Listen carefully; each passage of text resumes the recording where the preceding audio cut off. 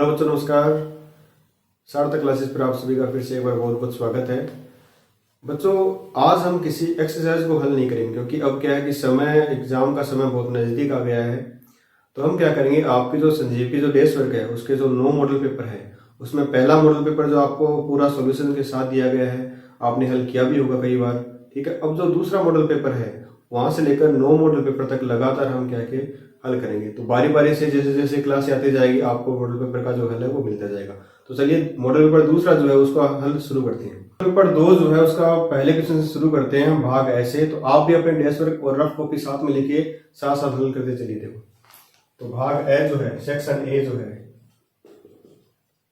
उसके पहले का पहला क्वेश्चन क्या कर रहा है कि दो संख्याओं का गुणनफल 1080, मतलब हमें दो संख्याओं का गुणनफल दे रखा है कि 1080। अब शॉर्टकट में करना है, पूरा हमें सोल्व नहीं करना है इसको क्योंकि ऑब्जेक्टिव क्वेश्चन है, एबीसीडी वाले हैं। उनका महत्तम समापवर्तक एचसीएफ जो हमें दे रखा है, एचसीएफ बराबर 30, और पूछ क्या रहा है एलसीएम, ये हमसे पूछ रहा है। तो हमने एक सूत्र पढ़ा था कि दो संख्याओं का गुणनफल बराबर एचसीएफ इंटू एलसीएम। क्या था कि एचसीएफ गुणा एलसीएम जो है बराबर दो संख्याओं का गुणनफल। ठीक है, तो ये सूत्र आपको सीधा सीधा याद रखना है कि एचसीएफ और एलसीएम, एचसीएफ हमें दे रखा है 30 गुणा एलसीएम हमें कैलकुलेट करना है, ज्ञात करना है, और दो संख्या का गुणनफल 1080। ठीक है, तो आपको सीधा यह सूत्र लगाना है कि दो संख्या का गुणनफल हमें दे रखा है एचसीएफ इंटू एलसीएम। तो एलसीएम कितना आएगा 1080 डिवाइड बाई 30, 1080 बटा 3, ये 0 से 0 कट गया।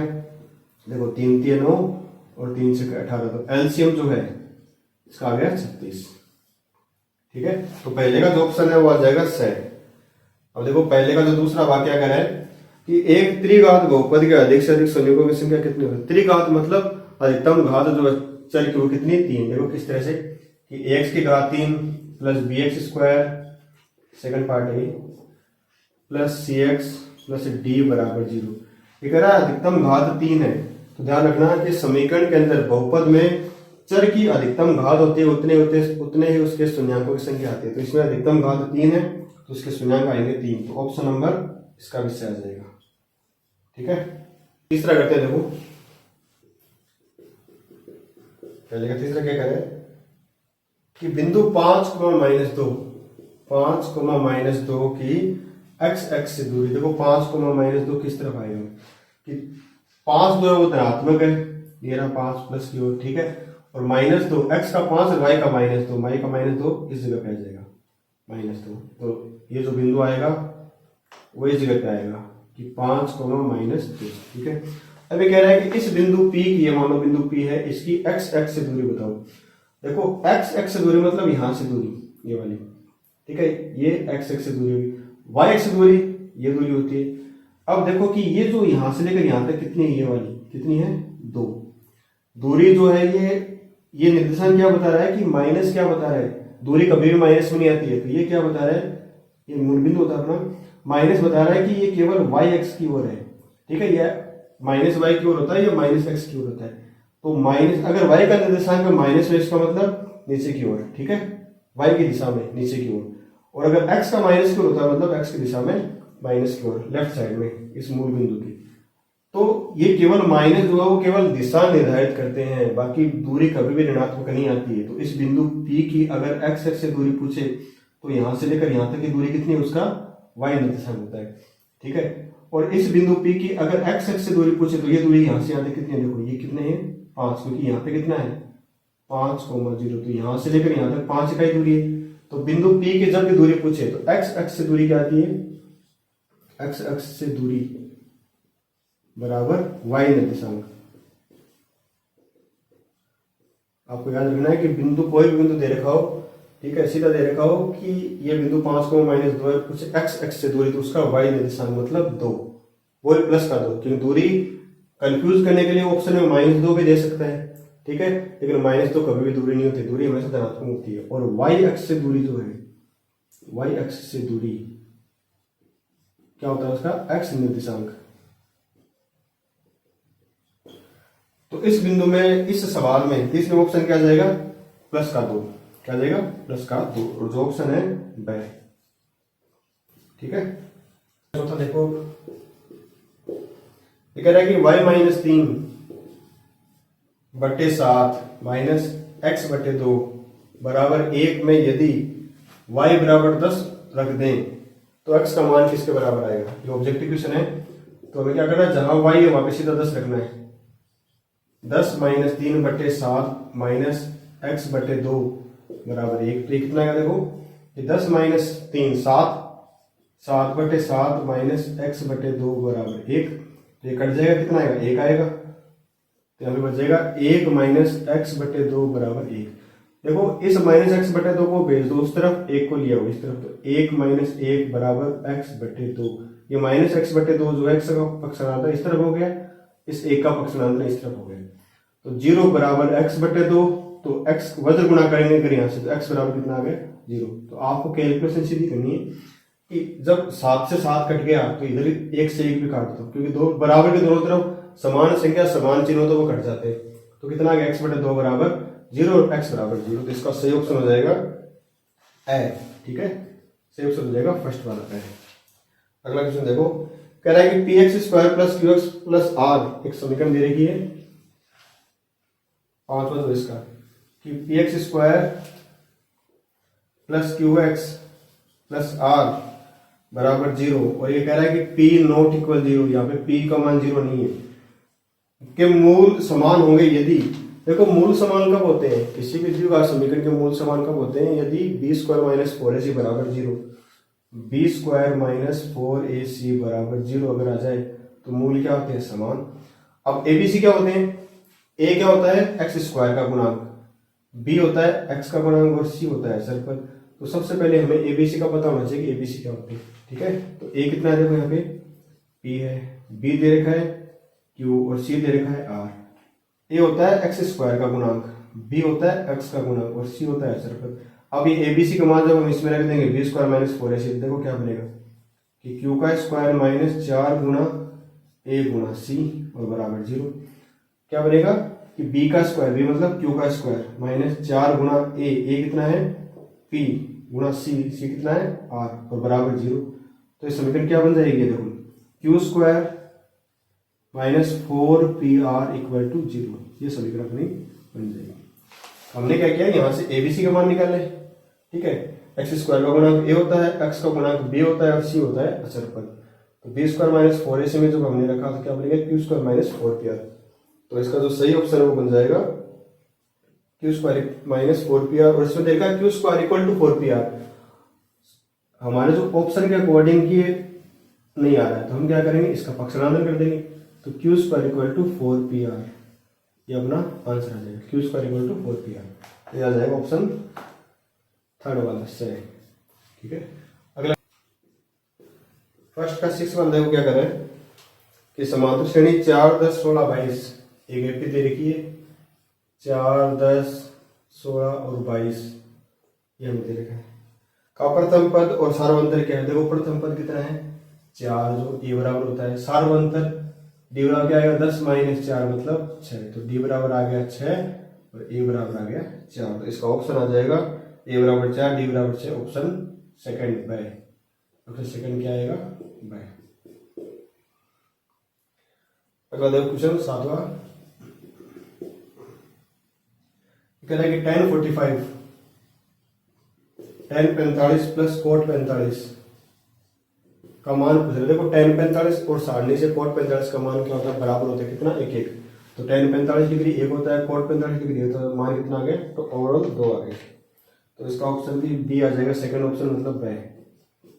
ठीक है, अगला कह रहा है कि एक वृत्त के बाह्य बिंदु से खींची गई अधिकतम स्पर्श रेखा में संख्या है। तो अगला जो क्वेश्चन नंबर दे रखा है 8वां, क्या कह रहा है कि एक वृत्त दे रखा है, इसके बाह्य बिंदु दे रखा है, इस बिंदु से कितने स्पर्श रेखा खींच सकते हैं, केवल और केवल 2।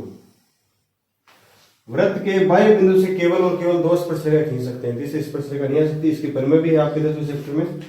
और बाकी अगर ये पूछे कि वृत्त पर कितने स्पर्श रेखा खींच सकते हैं, तो हम अनंत खींच सकते हैं, वृत्त पर अनंत स्पर्श रेखा। तो ये बाह्य बिंदु से कह रहा है, तो केवल बिंदु से 2 खींच सकते हैं, ऑप्शन बाय। 9 थोड़ा देखो इसका।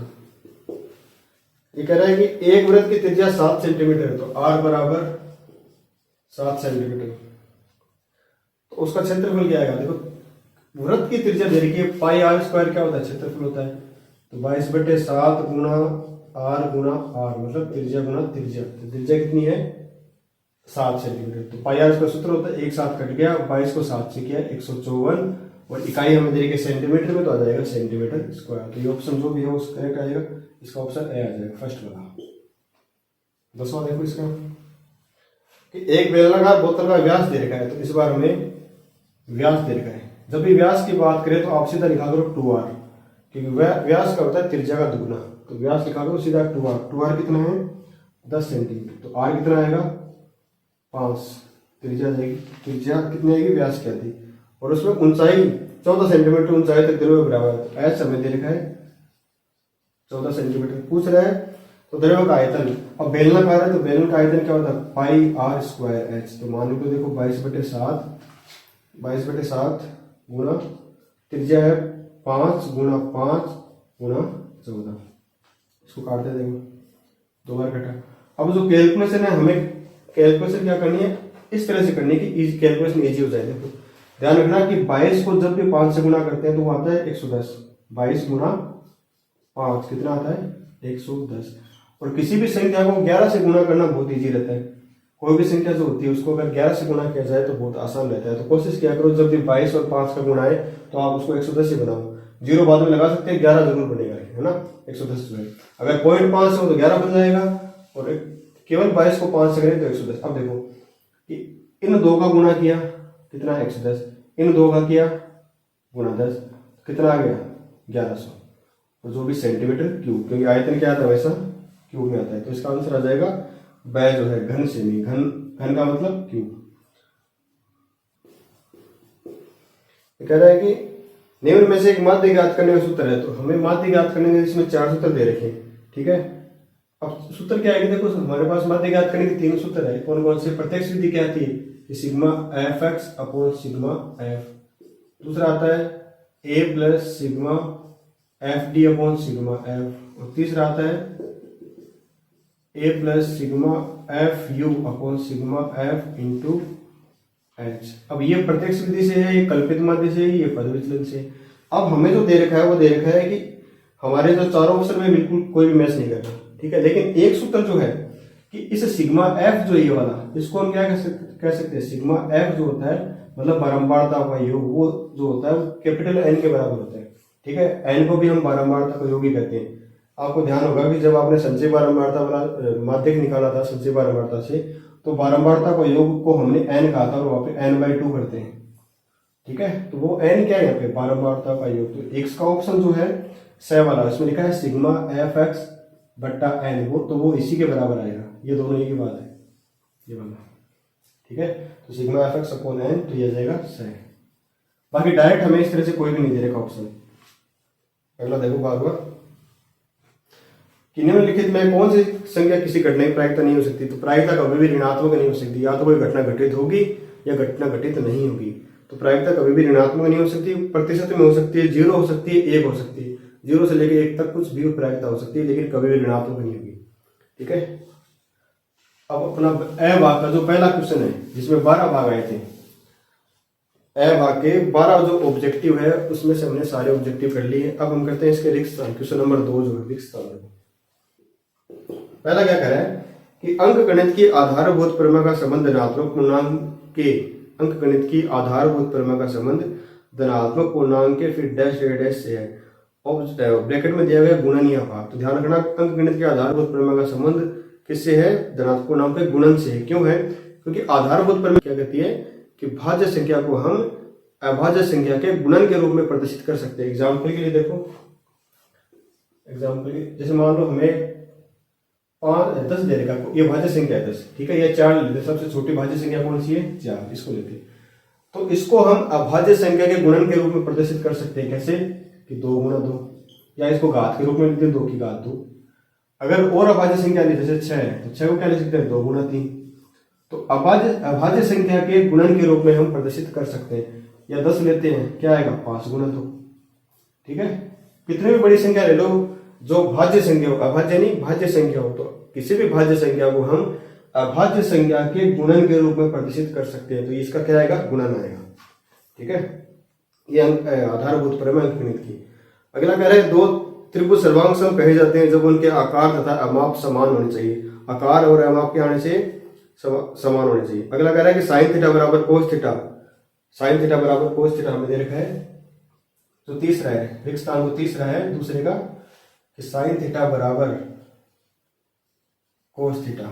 कह रहा है कि थीटा का मान जो है वो 0 से 90 के बीच में, थीटा का मान जो है वो 0 के बराबर हो सकता है और 90 डिग्री से कम हो सकता है। ये कंडीशन हमें दे रखी है। तो थीटा का मान क्या है, ध्यान रखना कि सारणी में आपने ध्यान दिया हो, थीटा केवल एक ही कंडीशन में बराबर होता है, कब, जब 45 डिग्री हो। कि साइन 45 का मान कितना था, 1/√2। कोस 45 डिग्री का मान 1/√2। ठीक है, तो इसमें थीटा कितना आएगा, 45 डिग्री। और हम ज्ञात भी कर सकते हैं कैसे, कि साइन थीटा बराबर कोस थीटा देगा। इस कोस थीटा को लिया भाग में, तो sine theta upon cos theta बराबर कितना है, 1 आ गया। ठीक है, अब ये क्या बन गया, टेन थीटा, टेन थीटा बराबर 1। अब टेन के कितने डिग्री का मान 1 होता है, तो 45 डिग्री का। तो टेन थीटा बराबर टेन 45 डिग्री, तो थीटा बराबर 45 डिग्री। और वहां से भी देख सकते हैं कि सारणी में, अगर हमें सारणी पूरी याद है, ठीक है, तो साइन थीटा और कोस थीटा कितने डिग्री पर बराबर होते हैं, 45 डिग्री पर। तो इसका तो हमें खाली स्थान में लिखना है, रिक्त स्थान है, तो सीधा 45 डिग्री, थीटा बराबर 45 डिग्री। अगला क्या कह रहा है, किसी अर्धवृत्त में बना कोण क्या होता है, समकोण होता है। अर्धवृत्त पे बना कोण क्या होता है, समकोण होता है। किस तरह से, देखो इस तरह से, ये एक वृत्त है, अगर इसको बीच में से काट दें ऐसे, ठीक है, इस तरह से बीच में से काट दे, तो ये बन गया अपना अर्धवृत्त। इस तरह से बन गया अर्धवृत्त।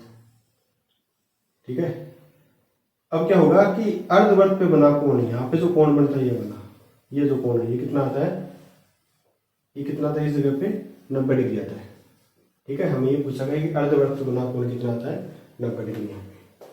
ठीक है, बंधन दे रखा है कि 7 4 6 3 8 5 और 9, 8 5 और 9 का माध्यक होगा। देखो हमें जो माध्यक दे रखा है अपने जो सिलेबस में जो दे रखा है वो वर्गीकृत दे रखा है, जबकि ये आ गए अवर्गीकृत आंकड़े आ गए। तो इनका जो 9th क्लास में तरीका था वो क्या था कि सबसे पहले इनको बढ़ते या घटते क्रम में लिखो। तो हम इनको क्या करते, असेंडिंग ऑर्डर में लिखते, बढ़ते क्रम में। सबसे छोटा 3, उसके बाद 4, उसके बाद 5, फिर 6, फिर 7। ठीक है, 3 आ गए, 4 आ गए, 5 6 7 8 और 9। अब देखो गिनते हैं फिर इनको, 1 2 3 4 5 6 7। अगर विषम संख्या दे रखी है, विषम संख्या है, तो माध्यक कैसे निकलता था कि माध्यक बराबर संख्या, जो भी विषम संख्या आई कि विषम संख्या प्लस 1/2वां पद, वहां पद। तो कितने, देखो ये कितनी है, 1 2 3 4 5 6 7, 7 है, 7 प्लस 1/2 वहां पद जो भी आएगा। तो 7 प्लस 1 8, 8/2 चौथा पद, फोर्थ पद जो आएगा, चौथा पद जो है वो क्या आएगा, माध्यक आ जाएगा। तो 1 2 3 और ये क्या आएगा, माध्यक आ जाएगा। तब माध्यक कितना आएगा, माध्यक बराबर 6। इसका ऑप्शन आएगा, इसका जो आंसर आएगा वो 6 आ जाएगा। अगला कह रहा है कि प्रायिकता P का अधिकतम मान और न्यूनतम मान होता है। देखो P किसी भी प्रायिकता का अधिकतम मान जो 1 हो सकता है, न्यूनतम मान 0 हो सकता है। 0 से कम कभी नहीं होगा, 1 से ज्यादा कभी नहीं होगा। तो अधिकतम मान 1 और न्यूनतम मान 0 हो सकता है। अब तो जो दूसरा सवाल जो था उसके 6 जो रिक्त स्थान वो हो गए। अब देखो तीसरा सवाल जो है 1-1 नंबर का ये भी, लेकिन इसमें हमें क्या कि 1-1 2-2 लाइनों में इनका आंसर देना होता है तीसरे सवाल में। चलिए करते हैं, देखो तीसरे सवाल। पहला क्वेश्चन क्या कह रहा है, थर्ड का फर्स्ट, ये कह रहा है कि अनुपात A1/A2 B1/B2 और C1/C2 की तुलना कर ज्ञात कीजिए कि समीकरण युग्म द्वारा निरूपित रेखाएं कैसी है, प्रतिच्छेदी समांतर समबाती। मतलब हमें ग्राफ की प्रकृति पूछ रहे हैं। तो देखो कि हमें लिखना किस तरह से कि A1/A2 नॉट इक्वल B1/B2। अगर ये कंडीशन होती है तो ग्राफ कैसा बनता है, प्रतिच्छेदी, प्रतिच्छेदी रेखाएं। हमें केवल ग्राफ की प्रकृति बतानी, इसमें हल नहीं लिखना है कि इसका हल कैसे आएगा। हल की बात करेगा तभी हमें बताना है कि अद्वितीय हल आएगा इसमें, ठीक है। और ये संपाती है या असंपाती है, बनेगा क्या है, संपाती। तो इसमें केवल हमसे ग्राफ की प्रकृति पूछी है तो क्या आएगा, प्रतिच्छेदी देगा। अगला क्या आता है कि a1 बटा a2 इक्वल b1 बटा b2, कि ये दो तो बराबर होते हैं, लेकिन ये तीसरा क्या है, c1 बटा c2 बराबर नहीं होता। इसमें क्या बनता है, समांतर रेखा, समांतर रेखा।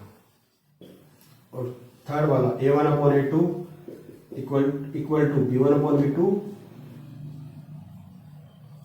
नॉट इक्वल का आ गया c1 अपॉन c2। थर्ड वाला जो है कि तीनों ही अगर बराबर हो तो इसमें आता है संपाती।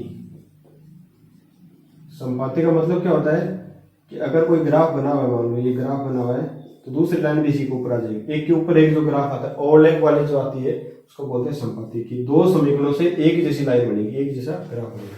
तो ये तीन कंडीशन निकली इसके अंदर। हमें केवल ग्राफ की प्रकृति बतानी है कि ग्राफ कैसा आएगा, हल की प्रकृति नहीं बतानी है। जितना पूछा जाए हमें एक नंबर में उतना ही जवाब देना है। अगला सवाल देखो, ये कह रहा है कि द्विघात समीकरण तीसरे का दूसरा क्या कर रहा है कि 3x square minus 8x minus 16 बराबर 0 के मूलों की प्रकृति ज्ञात कीजिए। देखो मूलों की प्रकृति ज्ञात करने के लिए सबसे पहले हमें एबीसी के मान पता होना चाहिए। ए मतलब एक्स स्क्वायर का गुणांक, बी आता है एक्स का गुणांक और सी आता है अचर पद। अब मूलों की प्रकृति हमें पता करने के लिए सबसे पहले हमें B square minus 4ac check करना पड़ेगा कि बी स्क्वायर माइनस 4ac कितना आ रहा है। तो बी का मान देखो माइनस 8 माइनस 4 गुणा ए का मान 3 और सी का मान माइनस का देखो माइनस 8 का स्क्वायर 64, देखो माइनस और माइनस प्लस। अब इनका हमें गुणा करना है, ठीक है। तो हम मूलों की प्रकृति तो यहीं से पता चल जाएगी कि जब ये पूरी संख्या जुड़ेगी तो 0 से बड़ी आएगी। तो मूलों की प्रकृति क्या आएगी, दो भिन्न भिन्न में वास्तविक मूल। लेकिन जब एक नंबर का पूछा गया है तो हमें 2-3 लाइनों में आंसर देना ही पड़ेगा। तो हम क्या करते हैं, गुणा करके लिख देते हैं। देखो कितना है, 12, 16 और 12 का हम गुणा करके और इसमें 64 जोड़ देंगे, ये कितना आएगा। या फिर ऐसे कर लेते हैं कि 16 3 48, 48 को 4 से गुणा कर लेते हैं, एक ही बात है। तो 8 चौक 32, 16 3 19। अब इसमें हम 64 जोड़ देंगे कि 6 5 256, तो 192 जब हम इसमें जोड़ेंगे तो बन गया 256। और ग्रेटर देन क्या है, 0 से बड़ा। तो यहाँ पे लिखेंगे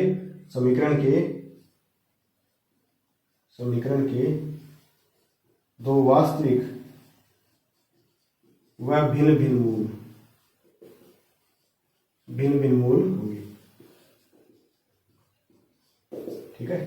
अगर जब हमने इसका स्क्वायर किया और ये माइनस माइनस प्लस हुआ तभी हमें पता चल गया कि दो समीकरण के दो भिन्न भिन्न वास्तविक मूल होंगे, क्योंकि ये संख्या 64 में कुछ जुड़ रहा है। इसका मतलब कंफर्म 0 से बड़ा तो आ ही रहा है, और 0 से बड़ा जब बी स्क्वायर माइनस 4ac 0 से बड़ा होता है, इसका मतलब दो भिन्न भिन्न में वास्तविक मूल।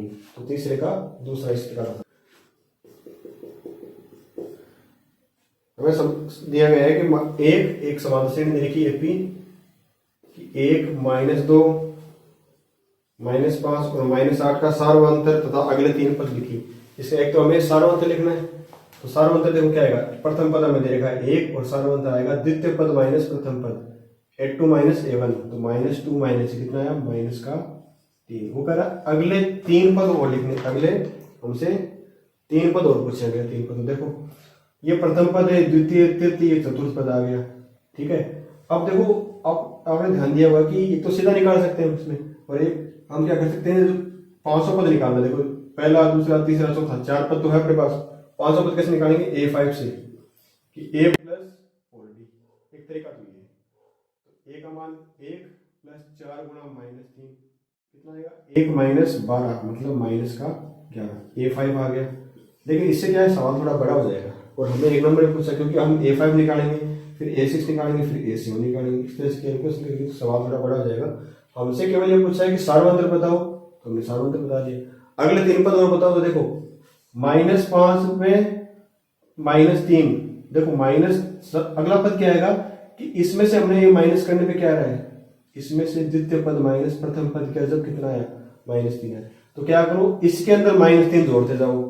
-8 में 3 -3 जोड़े कितना आएगा, -11, -11 में जब हम -3 जोड़े कितना आएगा, -14। कैसे आया कि प्लस माइनस और समान चिन्ह हमेशा क्या होते, जुड़ते हैं।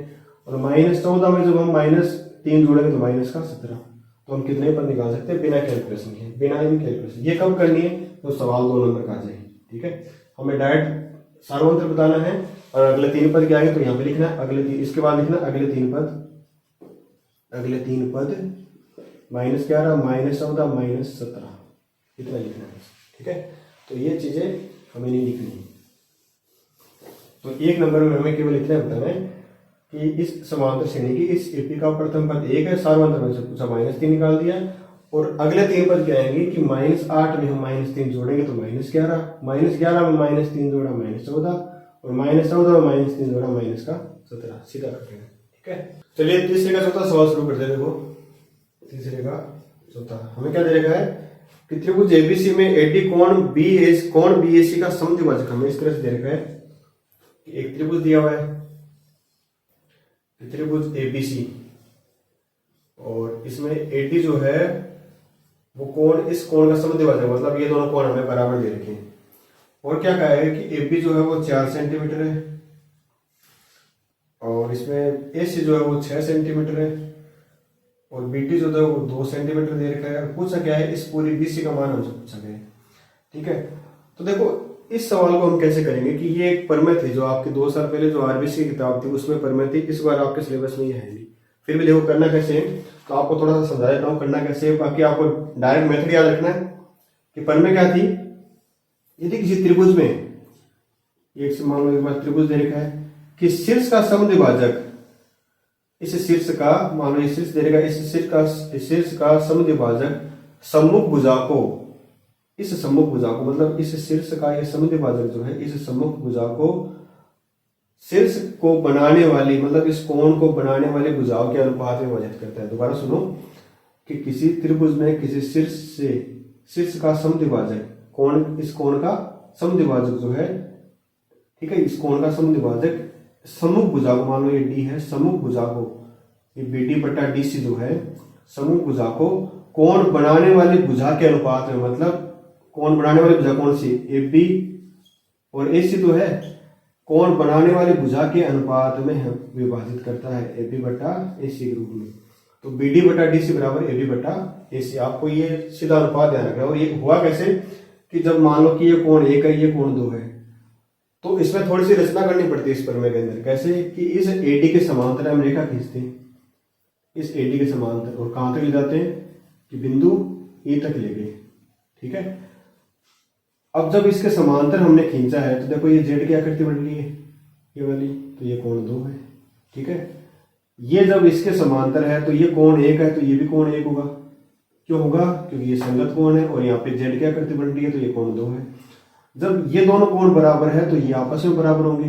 इसका मतलब कि ये भुजा और ये भुजा बराबर होगी, क्योंकि ये क्या बन गए, समद्विबाहु त्रिभुज, ठीक है। तो इस तरह से इसमें जब हम थेल्स प्रमेय लगाते हैं, आधारभूत प्रमेय, उससे ये अनुपात आ जाता है। लेकिन हमें पूरा याद नहीं रखना है, हमें क्या करना है, केवल इतना याद रखना है कि बी डी बटा डी सी जो है किसके बराबर है, बी ए बटा ए सी के। हमें केवल ये अनुपात ध्यान रखना, कब, जब हमें किसी शीर्ष के कोण का समद्विभाजक दे रखा हो, बस इतनी सी ये प्रमेय है, ठीक है। तो प्रमेय हमें ध्यान नहीं रखनी है, ये आपके सिलेबस में है नहीं, हटा दी गई है इस बार। तो इसका मान कितना आएगा, देखो कि बी डी बटा डी सी, हमसे मान पूछा बीसी का, ठीक है, आएगा किसका, डीसी का। तो B D plus D C करके हम क्या कर देंगे, पूरा बीसी का मान निकाल देंगे। तो बी डी बटा डी सी 2 बटा डी सी बराबर बी ए बटा ए सी, बी ए बटा ए सी 4 बटा 6। तो देखो क्या आएगा कि यहां से वजन गुणा करो, डी सी बराबर डी सी गुणा 4 बराबर 6 गुणा 2, तो डी सी बराबर 6 गुणा 2 बटे 4। इसको काटो 2 से, और 2 से गया 3, तो डीसी जो है वो आगे 3 सेंटीमीटर, ठीक है, ये वाली। और टोटल बीसी हमसे पूछिए तो क्या आएगा, बी डी प्लस डीसी कितना आएगा, 2 प्लस 3 मतलब 5 सेंटीमीटर। कितनी आएगी बीसी, 5 सेंटीमीटर, ठीक है। तो हमें थोड़ा सा कथन याद रखना है। कथन याद ना भी रखो तो हमें क्या करना है कि इस अनुपात को जरूर ध्यान रखना है कि अगर किसी त्रिभुज में किसी कोण का समद्विभाजक दे रखा है तो वो समद्विभाजक क्या है कि सम्मुख भुजा को उस कोण को बनाने वाली भुजा के अनुपात में विभाजित करता है, ठीक है। इस कोण को बनाने वाली भुजा कौन सी, ये दोनों ए बी और ए सी, ये पूरा कोण जो है इसको बनाने वाली भुजा कौन सी, ए बी और ए सी।